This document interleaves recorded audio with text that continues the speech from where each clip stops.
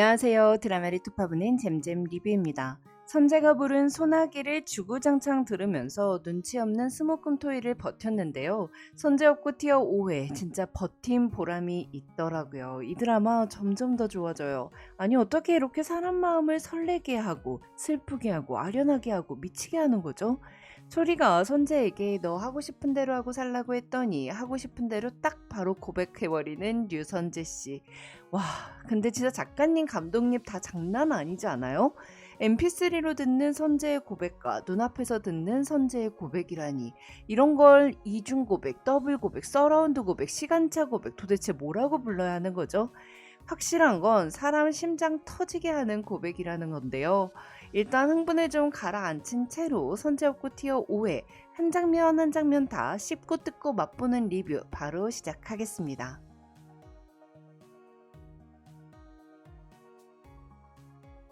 저수지에 빠졌던 소리는 선재가 자신을 구해주자 떠올리고 싶지 않은 기억들로 뒤덮인 시대의 끝자락에 선재가 있었다는 걸, 선재가 그 사고에서 날 구해줬다는 걸 기억해냈습니다. 우리 선재의 택배 아저씨 오해 사건 이후 벚꽃이 세상을 뒤덮었을 때 소리 명찰도 주었더라고요. 그러니 그동안 선재는 15년간 비가 오면 노란 우산을 쓰고 뛰어오던 소리를 생각했을 테고 벚꽃이 떨어지면 소리의 이름을 마음에 새겼던 날이 떠올랐겠죠. 한편 선재가 앞집에 살면 좋은 점 중 하나, 완벽한 딕션으로 선재야 불러서 모닝콜을 해줄 수 있다는 건데요. 저 소리가 선재에게 만들어준 무지개 장면을 보고 울었잖아요. 하늘에 떠있는 무지개가 잘 안 보인다는 선재를 위해서 물을 뿌려 직접 무지개를 만들어주는 소리의 모습이 꼭 선재야 희망 행복 그런 거 안 보이면 내가 만들어줄게. 그러니 선재야 무너지지 마 라고 말하는 것 같더라고요. 선재 입장에서는 소리가 또 한 번 그 활짝 핀 미소로 내 안에 무지개 같은 예쁜 색깔을 칠하고 입혀준 순간으로 남겠죠. 무지개 장면이 울 장면이 아닌데 소리의 표정이 너무 해맑아서 선재의 표정이 너무 아련해서 그냥 눈물이 나더라고요. 선재 없고 티어는 희한하게 눈물이 날 순간이 아닌데 그냥 갑자기 확 눈물이 날 때가 있어요. 무지개의 시작과 끝이 소리와 선재를 연결해주는 듯 보여서 희망으로 연결된 두 사람의 미래가 일곱 빛깔 무지개를 피워내 영롱하게 빛나는 듯 보여서 개인적으로는 5회 최고의 장면 중 하나였습니다. 그런데 그 와중에 선재에게로 하트를 보내듯 날아가 버린 핑크색 속옷. 그래도 늘어나고 색바랜 속옷이 아니라 그나마 좀 예쁜 속옷이라서 다행이지 않았어요?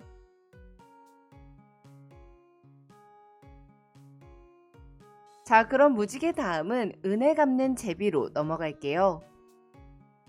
원래 전래동화는 은혜 갚은 까치인데 까치는 자신의 새끼를 살려준 선비를 구렁이로부터 살려주기 위해 자신의 몸을 던져 종을 치고 죽어버립니다. 그러니 수리가 은혜 갚고 죽어버리는 까치가 아니라 제비를 선택한 건 너무 잘한 일이죠. 근데 제비가 흥분울부에서 다리를 다치잖아요. 다리 다친 제비 꼭 소리 같더라고요.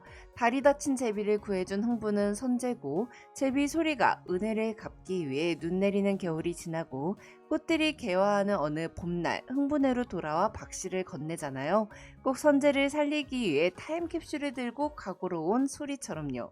또한 소리의 핸드폰을 훔치고 소리를 죽이려고 하는 택시기사 살인마는 제비의 다리를 일부러 부러뜨린 놀부하고 딱 맞아 떨어지더라고요. 만약 작가님이 여기까지 생각해서 쓰신 거라면 너무 천재만재 아닌가요?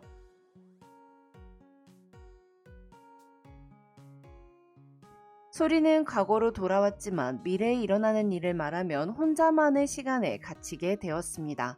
그러니 선재를 살리기 위해 할 수 있는 직접적인 행동은 불가능했죠. 그래서 소리는 선재의 운명을 바꾸기 위해 타임캡슐을 생각해냈습니다. 선재가 죽게 되는 2023년 1월 1일 밤 12시, 그때 한강다리 위에서 만나 같이 꺼내러 오자. 우리가 서로 안 보고 살고 있어도 그날은 꼭 나와달라는 소리의 부탁이 너무 절실해 보이더라고요. 물론 선재는 영문을 모르니까 안 보고 살 수도 있지 않냐는 소리의 말에 섭섭함을 느낄 수밖에 없었어요. 소리와 선재가 타임캡슐을 묻은 자리는 학교 화단이었는데요. 소리의 집이 있는 동네가 나중에 싹 다 재개발이 되니까 그곳엔 묻을 수 없었을 테고 가장 안전한 게 학교라고 생각한 것 같더라고요. 그런데 타임캡슐 안에는 도대체 무슨 말이 들어있을까요?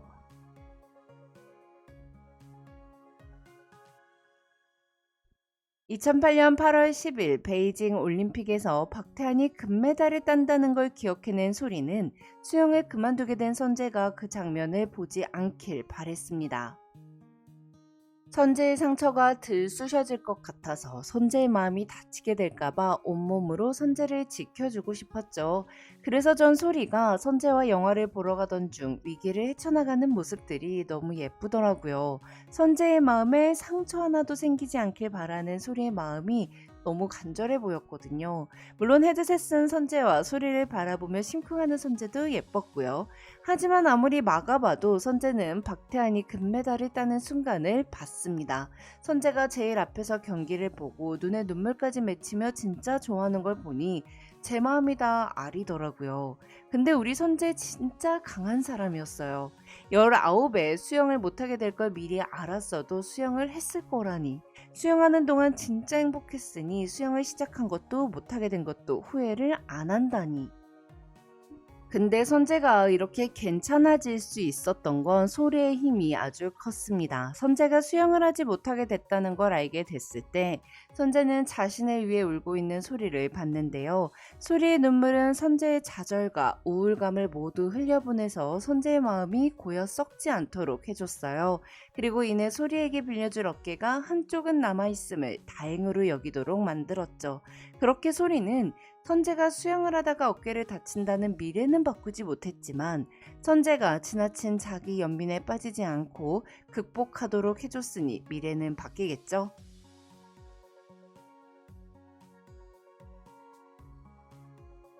선재는 아마도 이클립스의 보컬이 될 운명인가 봐요. 체교과로 진로를 변경하려 했으나 결국 무대에 섰고 2부 노래를 끝내주게 불러버렸고 김 대표까지 만나게 됐습니다. 무대에 서서 노래를 부르는 선재는 어색해 보이면서도 반짝반짝 빛나더라고요. 하지만 소리는 선재가 자기를 위해서 무대에 섰다는 걸 알게 되자 너무 한결같은 선재 때문에 속상해했는데요. 선재가 다른 사람을 위하다가 걱정하다가 힘든 내색 한 번도 하지 않고 참으며 잠도 못 자고 끙끙 앓다가 다 놓아버릴까봐 걱정이 됐죠. 선재가 자기밖에 모르는 애였으면 좋겠어서 너가 더 행복하게 살 방법만 생각하며 살라고 말했는데 그게 고백이 돼서 돌아올 줄이야. 집 앞 대문에서 선재가 내 생각만 하라고 그래 볼까 했을 때 선재가 여기서 또 소리에게 키스를 하나 싶었거든요. 근데 그냥 넘어가더라고요. 그리고 다음날 소리에게 태성이랑 헤어지라고 하다니 헤어져 좋아해. 이 이중 고백은 진짜 드라마 역사상 길이길이 남아야 하는 명장면이에요. 우리 소리 최애한테 고백을 받았는데 다시 미래로 돌아가야 하니까 고백을 받아줄 수도 없고 참 난감한 상황이 됐는데요. 뭐 미래는 결정되어 있는 거 아닌가요? 다리 멀쩡한 소리가 영화 감독이 되고 선재는 우울증 안 걸린 이클립스 보컬이 돼서 두 사람이 알콩달콩 사귀겠죠.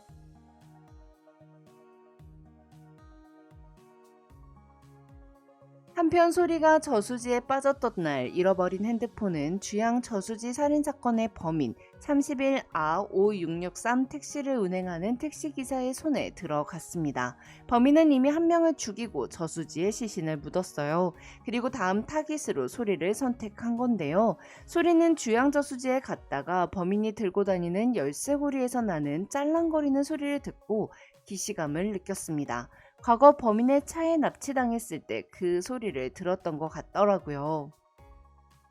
저는 생각하지 못했는데 어떤 댓글을 보니까 소리를 죽이려고 했던 범인이 선재에게 앙심을 품고 2023년에 선재를 죽이러 온 것 같다는 내용이 있었어요.